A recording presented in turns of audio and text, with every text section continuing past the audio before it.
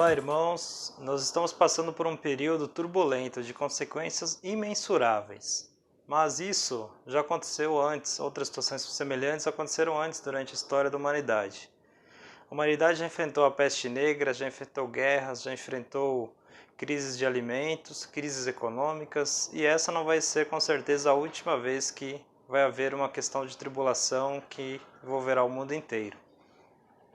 Então hoje muitos de nós estamos reunidos em nossas casas, em nossos lares, partindo o pão, relembrando da morte de Cristo, tomando do cálice, relembrando do corpo entregue, do sangue derramado por Ele na cruz por nós. E é uma situação também que os primeiros cristãos enfrentavam. Os primeiros cristãos passaram pela tribulação de perseguição do Império Romano. Então a tribulação, para nós, ela se apresenta diariamente com nomes diferentes. O apóstolo Paulo escreveu a um desses grupos do primeiro século, a igreja de Corintos, então eu gostaria de trazer um trecho da epístola dele e a gente tirar uma mensagem disso para a nossa reflexão. 2 Coríntios 4, versículos 16 a 18. Diz o seguinte: por isso não desanimamos. Pelo contrário, mesmo que o nosso homem exterior se corrompa, contudo o nosso homem interior se renova de dia em dia. Porque a nossa leve e momentânea tribulação produz para nós eterno peso de glória, acima de toda comparação. E não atentando nós nas coisas que se veem, mas nas que não se veem. Porque as que se veem são temporais, e as que não se veem são eternas.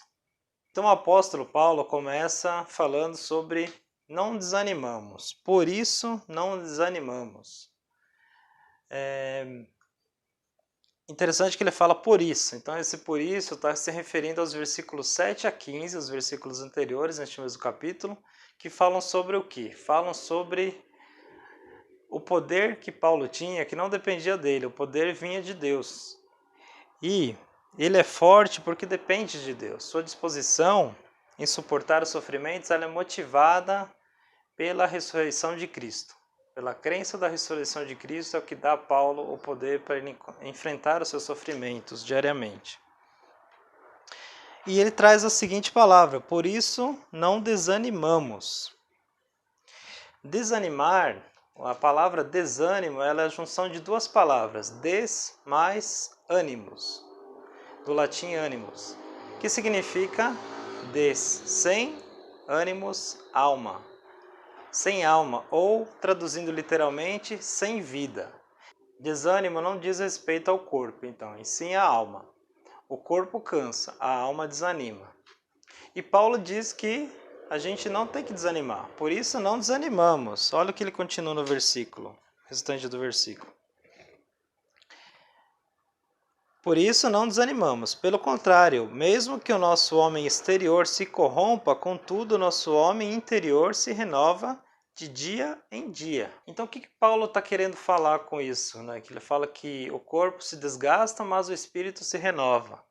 Há uma constante deterioração de nosso corpo mortal, nosso corpo que é programado para morrer, ele não foi feito para ser o corpo eterno, então é um corpo que vai passar por isso, pela morte. Agora a ameaça então é de um vírus, a gente está enfrentando essa ameaça de um vírus que está afetando toda a humanidade. Por outro lado, há uma renovação espiritual, então apesar de todas as circunstâncias adversas, o nosso espírito ele vai se renovando. Porque a gente continua crendo na ressurreição de Cristo Jesus. E Paulo se regozija por isso, porque Deus dá o suficiente para ele exercer o seu ministério no dia a dia. No versículo 17, Paulo continua: porque a nossa leve e momentânea tribulação produz para nós eterno peso de glória, acima de toda comparação. Então, se a gente analisar a vida de Paulo, as tribulações dele não foram nada leves, foram amargas, foram pesadas, mas ele fala o quê? Que as suas tribulações foram leves, comparadas ao quê? A grande glória de Cristo. Para nós, eterno peso de glória, acima de toda comparação. Então, quando a gente compara as tribulações diárias, os sofrimentos, tanto dos poderes visíveis quanto invisíveis, a gente vai comparando com a glória de Cristo, isso não é nada, isso se torna leve. Uma coisa para lembrarmos sempre, a nossa fé, a nossa obediência a Cristo nos momentos de sofrimento, isso não será esquecido por Ele vai lembrar de nós, Ele vai nos recompensar. Então, o sofrimento é momentâneo, a glória é eterna. Se nesse mundo a gente experimenta momentos de alegria, quando a gente vai para o céu, nós estaremos entrando na alegria. Portanto, as aflições são leves e insignificantes comparadas ao peso eterno da glória de Cristo. E essa glória é que nós iremos desfrutar na eternidade. E no versículo 18, o apóstolo Paulo escreve o seguinte: E não atentando nós nas coisas que se veem, mas nas que não se veem. Porque as que se veem são temporais, e as que não se veem são eternas.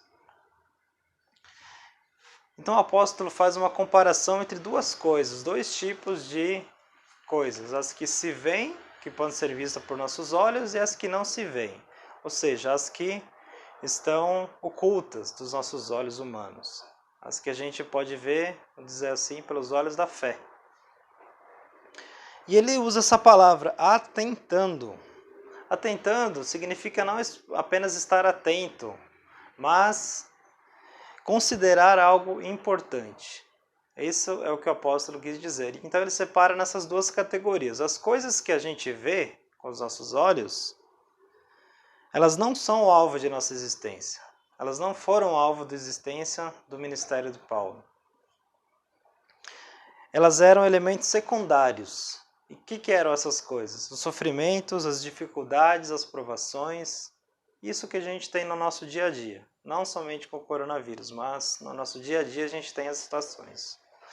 E outro tipo, as coisas que não se veem. Essas coisas eram o objetivo maior de Paulo. Essas coisas são o objetivo maior de todo cristão. Nós que estamos aguardando a volta de Cristo. Nós que decidimos pegar a cruz um dia e entrar na estrada com Jesus, acompanhando Ele. Então, a glória de Cristo, a recompensa reservada para os servos fiéis. Essas são as coisas que a gente não pode ver hoje. Então, irmãos, finalizando, nós vivemos num mundo de constantes estímulos visuais. Somos guiados, somos bombardeados por imagens o tempo todo. E isso é aquilo que os nossos olhos podem ver. Mas, de fato, nossa vida está escondida em Cristo. Ela não está revelada no visível. São nas coisas invisíveis, no mundo invisível, que está realmente a importância de nossa vida. O mundo invisível é o mais real e mais importante do que o mundo visível para nós. Enquanto que o mundo visível está se desvanecendo, o mundo invisível é a realidade para nós, é para onde nós iremos ir. Então, o que está acontecendo no mundo, mais uma vez prova que o ser humano não está no controle. Ele depende de outras pessoas, depende de circunstâncias e, acima de tudo, depende de Deus.